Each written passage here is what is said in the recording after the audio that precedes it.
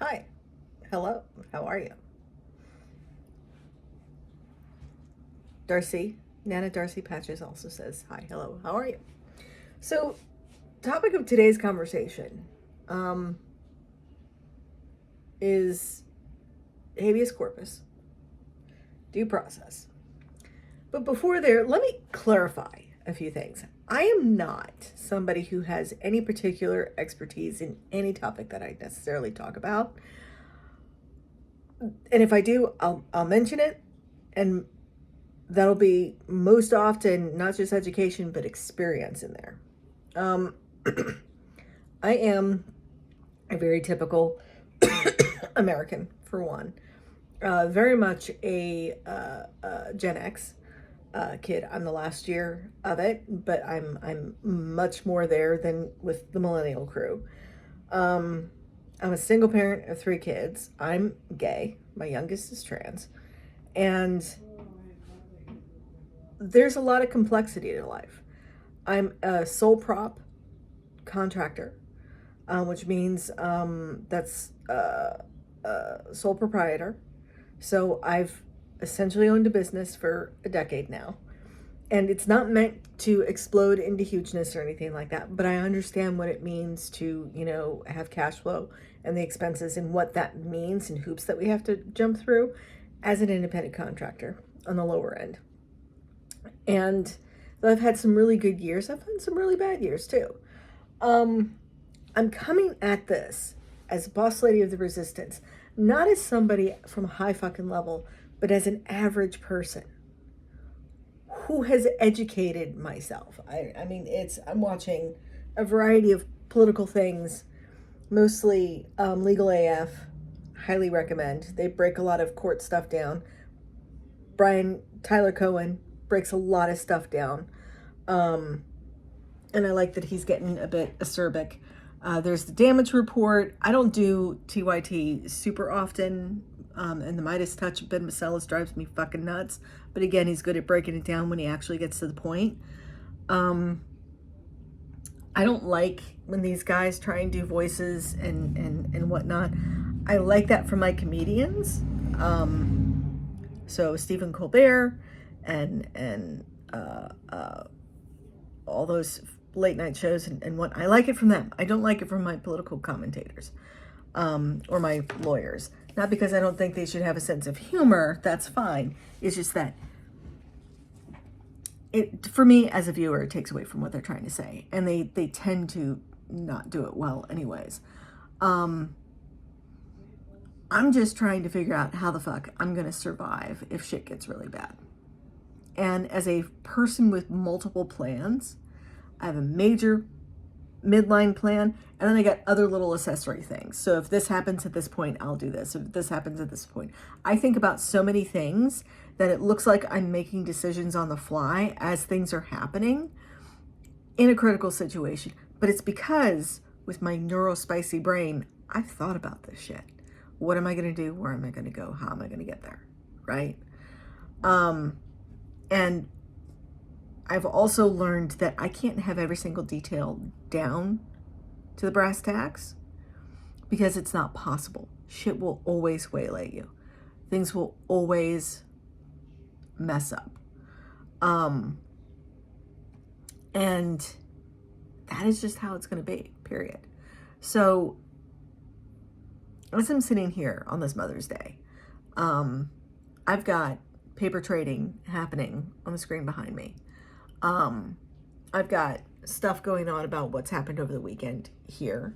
Context. I'll be flipping into some trading stuff in the next few videos. Because the way out for me isn't necessarily more education or a quote unquote better job. In order for me to make what I make as a 1099 in a W-2, having to pay taxes that way, I need a job that pays me six figures. About 115, 125 to give me what my take-home pay is. And that's not the easiest thing unless you have certain skills that are really wanted these days, i.e. a lot of coding skills and computer science stuff. Though I like that stuff, I don't think I want to spend my time doing that. Otherwise, I think I'd already be digging into that. And I would have dug into it a while ago. I think about it as a way out, simply because that's the practical side of what I've been told I have to think about, which again puts me firmly in the space of the average American. We were told education will get you farther. I utilize my psychology degree, which is the smallest degree I have, more than I do anything else, except my history degree. And American history is not where my flavor of history is. My preferred history is ancient history. And I like a little bit of the biblical time frame as well, if I needed to, gauge down. But that's because it's a fascinating period of time. And the modern era is not as fascinating, but I consume gobs of information about that as well. I know this seems really boring, but it's relevant. So I have literally, I've got 4 classes, maybe 3, to finish my history degree, my general history degree, my BA. That's annoying. You know what it is? It's classes. It's modern times classes. It's starting from the I think I finished the Civil War, finally the Civil War class. I retook that 3 times through American Military University. And my issue is that it just was not fascinating for me. Now, it's because it's a time period that doesn't do anything for me. And I've consumed information that is far better on various topics within the context of the Civil War on YouTube than I did reading the books I was reading during that time frame. We definitely need to figure out how to revamp education in America. But I use that history degree in context, not in an actual profession. In context to what is happening now and what relevance it is. So when somebody talks about habeas corpus, I understand its relevance all the way back to the founding of the nation because I've had to retake those fucking classes. I don't think I had to take early America more than once. I did have to take the colonies twice, but I was having a baby, which is why I had to take the second time. These are things that I withdrew or stupidly got an incomplete. That's another thing is they don't explain the withdraw versus incompletes to you either. They just try and shove you through the class. Or some people just tell you to quit so that you have to redo it. And it looks terrible in your transcript. But I have a completely interest-heavy set of credits, college credits. And then all of my medical stuff is simply to appease my dad. It was never really for me. I have a mild interest in medicine. I could probably be a field medic or an emergency. You could pull me in and teach me stuff, and I could, in a pinch, perform in the field, in an emergency situation, or become a medical-centered person in an apocalyptic time frame because I have enough knowledge and understanding to be able to be competent in doing that. That is because I have a huge amount of interest and a attention span that works in my favor, and the way that I process information is very, very different. These are all incredibly important things. But to the point of the topic, Stephen Miller, who is like the guy that you talk to in order to talk to the president, he does the president's schedule. His job is basically a fucking secretary. And yet he's the man who's doing an awful lot of work in the background so that our president, Cockwample, doesn't have to do that much thinking. Stephen Miller is somebody who is most definitely a traitor to the nation, period. He's talking about habeas corpus as though it's a privilege. Habeas corpus translates into the Constitution to our 4th, 5th Amendment rights. It is our constitutional rights of speech and movement and protest and all of that fun stuff. All of the fucking fundamental stuff. It is also the right of due process as well. So when someone gets you see these police videos or these First Amendment videos that are out there on YouTube where somebody is in a public space and some jackass calls the police and says, hey, you get two things. You get cops who don't know and are trying to assert themselves, or you get cops who do know because they've learned or they already know, which is their job to know, that the person can do it there. And then they have to go and explain that to the people inside the public building. The reason why those are important is because it showcases the knowledge base of the average cop. And this includes the traffic stop videos. This includes any police encounter videos where, oh, there's a guy who does it. He reviews and grades police and citizens in situations of interactions where those videos have been released to the public. And with the body cam videos and whatnot. And what the police are trying to do and but it shows that there is an extreme specific education and person type that goes into these fields. I am someone who fits into the I want to serve and to go into the policing field. It was something I considered when I was much younger. In fact, I kind of dabbled in getting a criminal justice degree and then got shifted away from that, mostly because my dad said, you're too small, don't try. But the desire to be of help and of service is why I went into the military and why I thought about policing. Police forces are not there to enforce a majority of the laws. They are there. It's not law enforcement. That's a misnomer. They're responders to when someone breaks the law. You cannot, unless you're at the right time at the right place, prevent shit from happening. If a cop is driving down a street and he sees somebody who's trying to get into, trying to jimmy rig, obviously using something into a car, he can make a stop.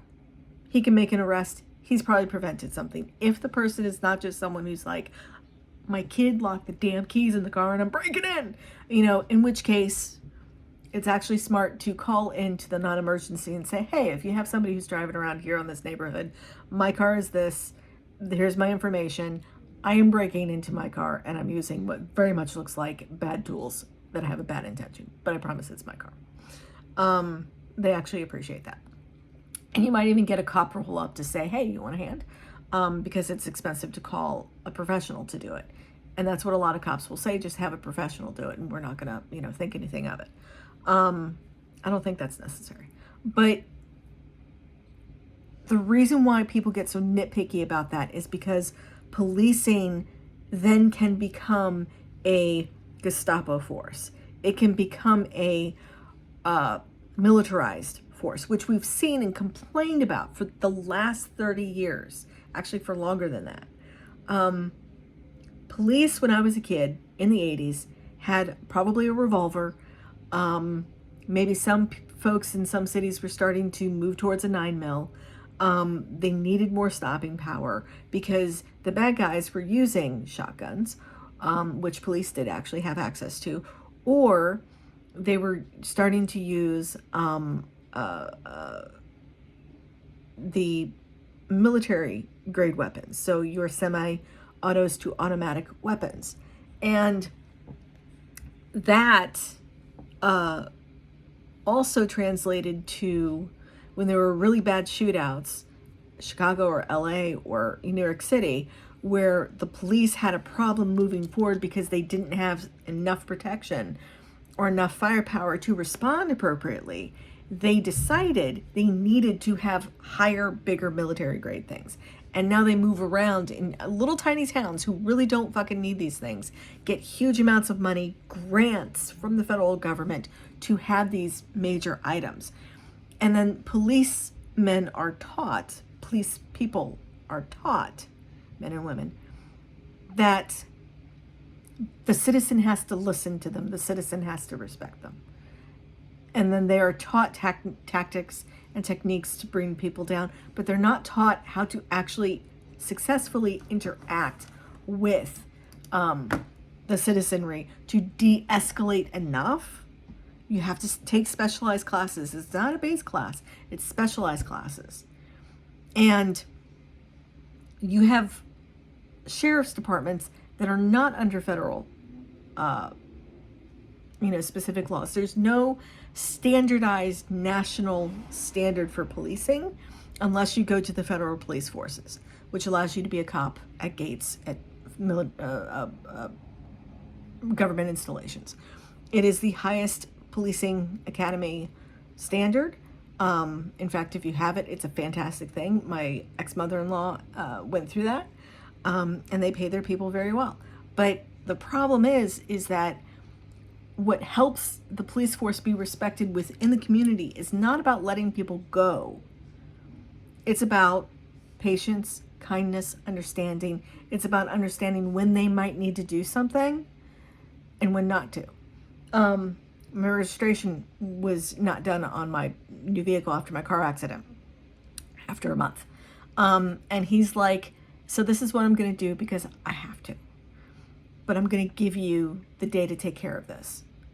Go get it taken care of, and you won't have to show up to court because this is a huge thing. And I will let you drive your car away because technically they have to have the car towed.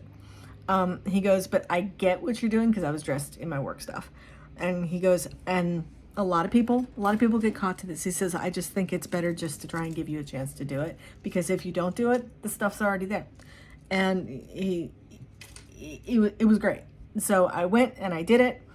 I kind of canned the day of work because he caught me towards the middle of the day. And it was something I was intending to do the following week. But he gave me the time to do it instead of being an asshole and not. And that was very important because it wasn't necessary to hound on it. I wasn't out of date for too long. He's like, people do it all the time. He's like, if it's several months, it shows, that there's this. He goes, if you have a really good reason, like you've been in the hospital, he's like, if you had the car accident, but you managed to get a car, but you were still, doing surgeries and stuff. He's like, you bring all that to court and the judge may throw it out. But if it's just, I haven't gotten around to it, and it's 6 months, 8 months later, they're not going to take that. These things are important to understand because the police don't have a right to override our constitutional rights, except in very specific situations. And the laws have been written overbroad so that they have more latitude. And sometimes that latitude in some circumstances is really necessary, like with the registration, and others, it's too fucking dangerous. And the fact that there's not an immediate freezing in response of people when mistakes happen, like going to the wrong house and busting in, an immediate apology, an immediate fix of anything that was broken, and what that would save police forces from being fucking sued. Period. If they can show that they were given the wrong address and it was verified as the correct one, if they didn't do the hoops and jumps and the people matched that address and it was the wrong house, but if it's the wrong house because they aren't bothering to look at the numbers or they can't figure out which house it is, if you can't figure out which house it is, you nix the thing and you fucking don't do it. That should be the standard. You don't make a guess. You verify. And there's ways for you to verify that won't sniff like maybe the cops are sniffing around. But they don't want to do that because it's too many guardrails in the conditions of people who want there to be very strict guardrails for the people, but nobody having oversight of the government. The people have more power than the power in people because it's the people who put those people in power. And that power is got limitations, checks and balances on it. This is not the sexiest video, but the importance of this is it's foundational. Habeas corpus is Latin for show me the body.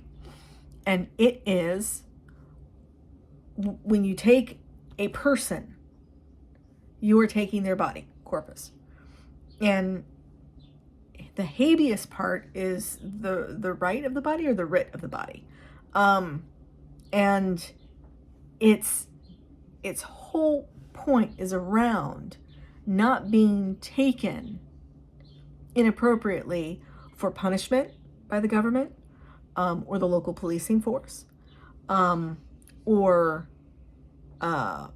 anything like that. It's so that people can move freely and feel free. Can't feel free if you're looking over your shoulder that, if you look any certain kind of way, someone's going to pick you up and hold you for a day or hold you overnight and then just decide to fuck with you. Because that's where rape happens. That's where beatings happen. That's where extortion happens. It causes what's going on in freaking Venezuela. The Venezuelans don't give a shit about America. The Venezuelans are not coming up here, and the gang has a really good deal going on because the government in Venezuela doesn't want to fuck with the gang. They're in practical cahoots, but they're not coming up here to mess with the United States because they don't want to poke that bear.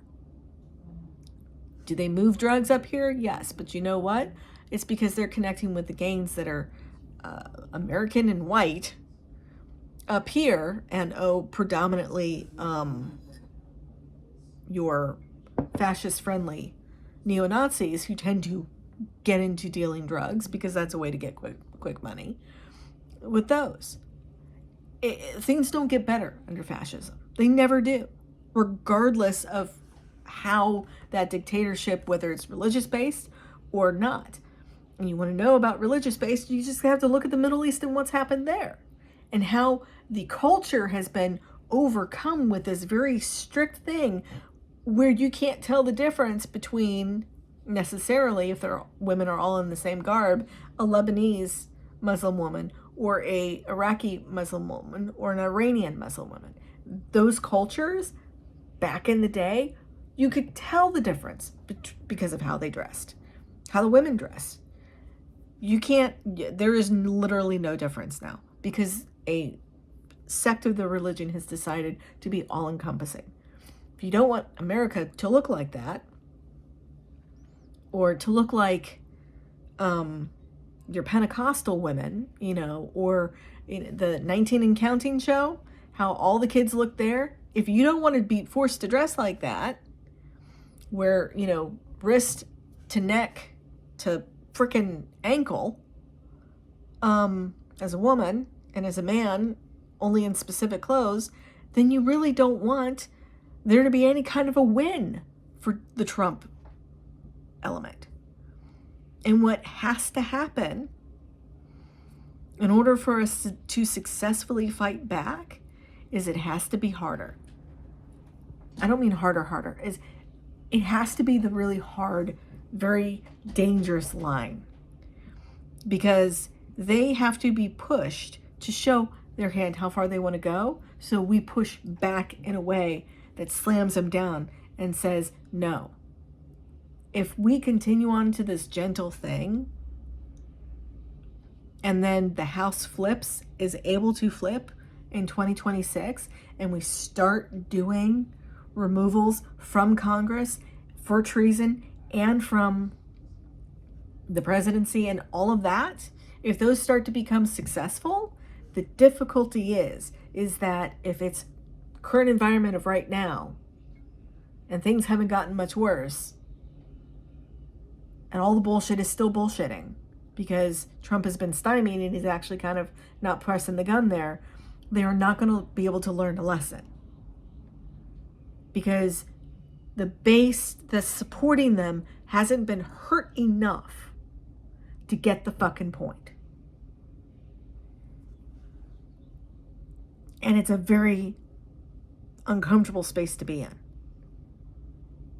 Because you realize that all they'll do is call it political retribution worse than what Trump ever did. So you kind of have to sort of let Trump do worse things in order for the base to go, that's not good, we don't want that, we're so sorry. Or people who approve of that to also show who they are.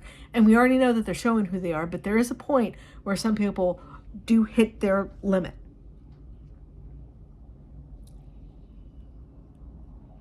And the thing is, talking about habeas corpus is still important. I want these things to be in your head as things develop. We want to push back. We want to let them know this is not okay. To be brought to the brink and return, what we create is kind of what is created by when Adolf first, when he went to jail, it was for trying to take over things. And the thing is that it didn't touch enough of the population. Not that I think we need to go into World War III or anything like that, but it didn't touch enough of the population for them to understand that what exactly was wrong. Because they were still, the average person was still struggling day to day. There was no huge improvement. And a lot of the energy in, if the House and the Senate flips, would be in getting these people out of office. But the average American would then still be in the same economic distress, and worse because of Trump, but because the Democrats would effectively have been in power.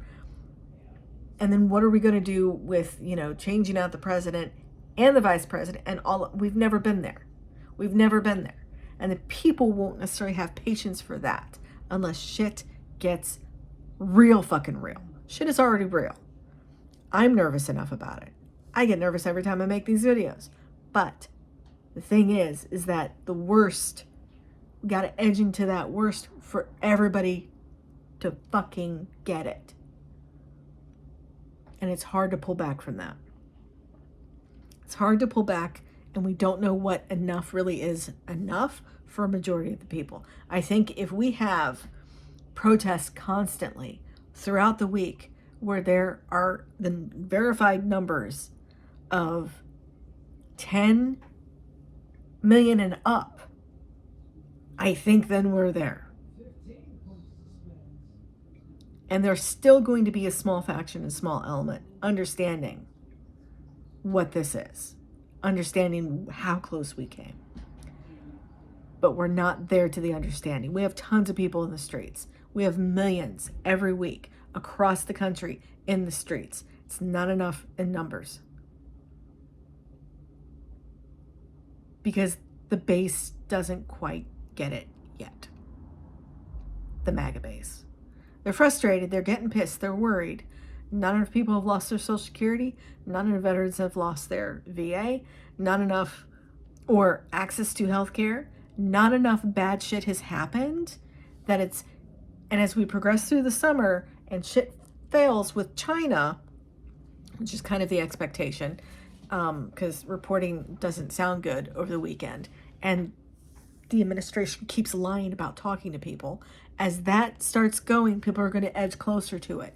But I think it's when more people get arrested, Trump finally just says fuck you to the Supreme Court, and more militarized things happen by local police, by local ICE agents, by local folks, that things shift into that really gummy area. We're going to then go, okay, now it's not okay.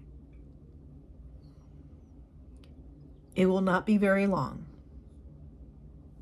and it could be over the summer, that someone's going to shoot an ICE agent, or 3, or whoever they are, because they're not showing up identifying themselves.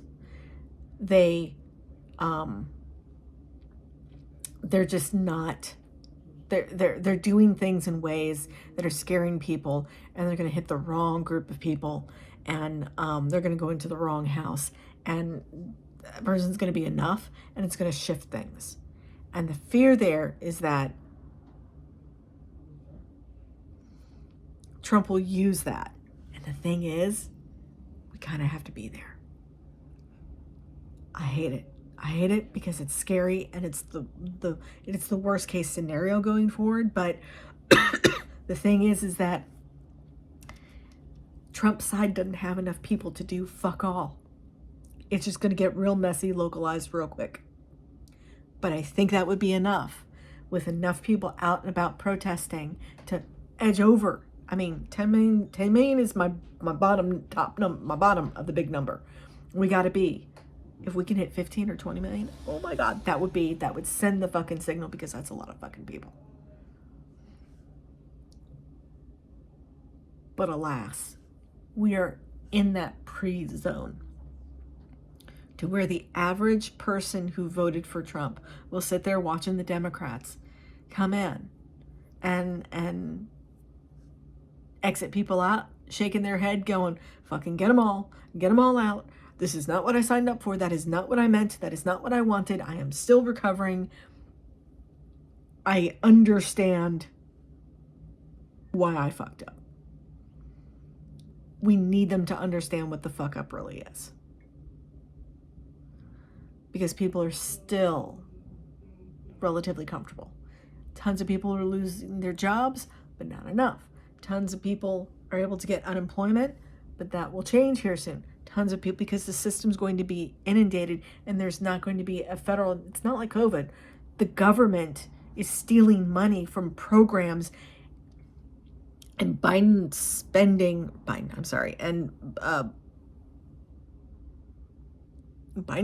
time talking a little bit, but not enough. Obama's talking a little bit more, but not enough. But Trump is spending time golfing to the tune of millions of dollars every weekend, and the people have to stay in Trump spaces. The dude has made $3 billion in 3 fucking months of his presidency.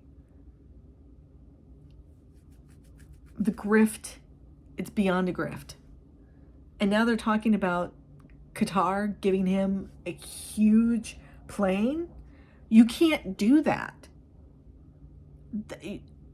No. And the plane won't be for all presidents. Even that would be like a side step to it, where they could kind of make it look a little good. But no. It'll then go to the Trump Museum. There ain't going to be a fucking Trump Museum. I'm going to tell you that right now. But some little panty-anty group of people that will still stay loyal down the road, sure. But no. I'm sorry. I started by saying I'm the average American. But the way I'm seeing things is that in all the comments and all the folks, there's not enough of the base of this cutting away.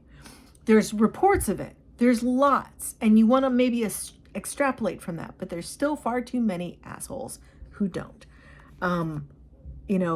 Rich assholes who don't understand the consequences of their actions, as well as just people who are doing okay. People who are in that top 15%, who have a few $100,000 that they're making a year, still think this is a good idea. Still think Trump is A-okay. I got a lifting. I use really great band system as a lifting thing. And the guy is 100% with Trump. I mean, he was at the Heritage Foundation. And I'm just sitting there going, you're a colossal fucking idiot. The real estate group that I used to be a part of, they're all fucking Trumpers. Most of them. Except the ones that have quietly left. Because they realize that that's the side that they want to be on. No, it's not. I realized as the housing market was going stupid after 2020, and I couldn't participate in the group, that the group was actually representing things that were going to make the market go bad. And I'm like, this is actually not a good thing, because us retail folks doing it versus the private equity folks that have been getting in there, and now we're just gangbusters. I mean, it's a lot. There's a lot of details. There's a lot. There's not enough people who understand that it's so, so bad, because the bad hasn't touched them. And we need the bad to touch them. This is a particularly long video. I apologize. Par for the course for me. But yeah, the average person who is of concern in watching this with a great deal of trepidation understands these things. people who are kind of in the middle, who are like, I don't like him. Maybe you didn't vote for him. That's okay. You didn't vote at all. Okay. This is why that was just as bad. Things would be a lot better if you had simply chosen the brown woman. Like, what really was your reason? I don't agree with what exactly. You didn't know enough why it was a better choice. Because you didn't think that the worst choice would really be all that bad. That's why it has to get bad. It's for you to understand fucking why. Not just for the idiots who actually did vote for him. And when you don't understand what is actually in your self-interest, is actually what is also in everybody else's self-interest. When you think this pain should not have been necessary. We should not have done this. And I'm not being hypocritical or talking out of both sides of my mouth when I say, oh, you have to feel the pain. Like you're saying, like a Trumper says to us with, the way the markets are going, or the fact that the shelves are probably going to be empty towards the end of summer, that we have to feel the pain. I don't think you understand what kind of pain we're talking about. That's the whole reason why it's very, very different. I'm not saying this as a gotcha, right bullshit. I'm saying this because I understand you're so fucking stubborn. Some of you are stupid. You're so stupid you won't get it until your ass is on the ground with somebody's boot up your butt and boot on your throat, and you're saying, I'm on your side, and they don't give a shit. That moment doesn't help you, and it didn't help your neighbor that disappeared 3 weeks ago, and it's not going to help your town from being destroyed by this group of idiots who are doing it because they think that they can get away with it now under the Trump regime. That's the moment that you fucking realize. What pisses everybody else off, who, as I am, understands this and understand what's going on, what pisses us off is that we have to go there for you to get it so that we can get the bigger flip. So we don't have to deal with this in 20 or 30 years or 10 years. We don't need a repeat of the failure of Adolf Hitler, if you aren't understanding, of when he was in jail, he sprung into power a decade later, or 20 years later, and he destroyed shit real bad for years, for a decade plus. That's not what, no. We don't want to have to deal with this shit over again. We want this to be the one time they try and turn the United States and destroy our Constitution. We want this to be one and only. That never again this will happen. Terrorist attacks is always remember. This, fucking with my Constitution, never fucking again. I'm not going to sit here, back up against the wall, looking at my nails, going, yep, well, okay, I think they got it. Now's the time. I'm going to be preparing for the time because there's no accounting for how long the time frame may last, because that is the danger part. And we're pissed off because we have to get there for you to get it. This should have been more than one video. I'm sorry, but I'm going to wrap it up there. Okay. So habeas corpus is important because it translates to your right to trial, your right to understand what you're being held for, to you not being just whisked away and possibly put on a plane and taken out of the country, to your freedom of speech, to your basic freedoms that you love to yap and talk. And it's important. It is foundational. It is not a fucking privilege. It's our right, which is why it's only taken away in extremely limited period, limited times And when Abraham Lincoln did it, it pissed off a whole lot of people who was on his side, but they were like, whoa, wait. And they, for a long time, they had to convince them to reinstate it because depending on the area. And then the other time that it was removed was for specific groups of people, World War II. And that was the internment of your Japanese, which is the predominant group that was swept up, your Italians, and your Germans. So those were folks who still were allowed to serve. Anybody who wanted to go and serve, they said, you want to go? Oh, you want to prove yourself? You fight for us. But we hear mostly about the Japanese internment because they were, being brown people, interred to a greater amount of camps than the Germans or Italians, because there were a fuckload of Germans and Italians in the United States, especially by then, because we had a huge roll-in from Italy in the early 1900s. But yeah, I'm gonna jump off. Hope you watch all the way through. Hope you get the points. It matters. Okay? So, I will see you in the streets.